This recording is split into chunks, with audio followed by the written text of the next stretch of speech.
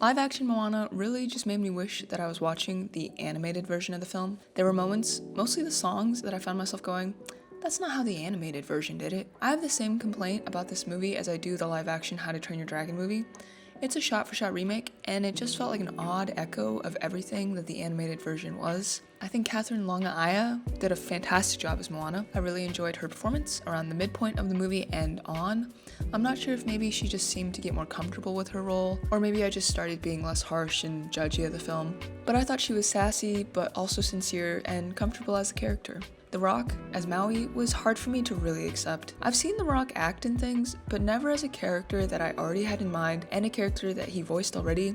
I don't know. Star Wars did that with Bo-Katan, and I didn't hate it. Maybe it was just really jarring for me to see The Rock with that much hair. I think it's maybe because the animated Maui is very expressive and The Rock is just not really that, or he at least didn't really perform in that way in this film. I felt that way with The Rock and with the grandma. I felt like they were just odd echoes of the characters that I already loved. I love the inclusion of the mother and the father. I feel like we got more moments between them and they also got more to do. We got to see how they interacted with the villagers more. I also really like that they were there when Moana put her shell on the other rocks, representing her acceptance as chief. That was a cool moment. I felt like this film did more to showcase Polynesian culture. It seemed like there was more like traditional dancing, which I thought was really cool. I feel like we got to see more of the villagers and they weren't just background characters. I wish this movie had been made with an Avatar level budget, especially the shapeshifting, and sometimes the water looked very CGI. There were sometimes that it was the characters on the boat and they were very clearly CGI. I know they can't be shooting outside all the time, especially at night or like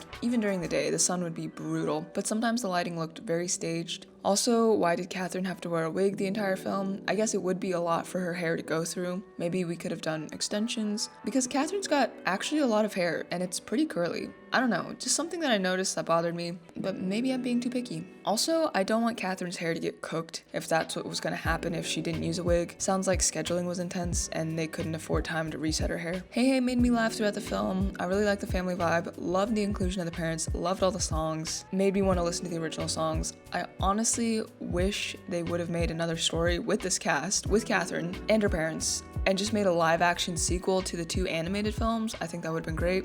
Can they even do that? I don't know. It was a good movie, it wasn't bad, and I don't regret seeing it.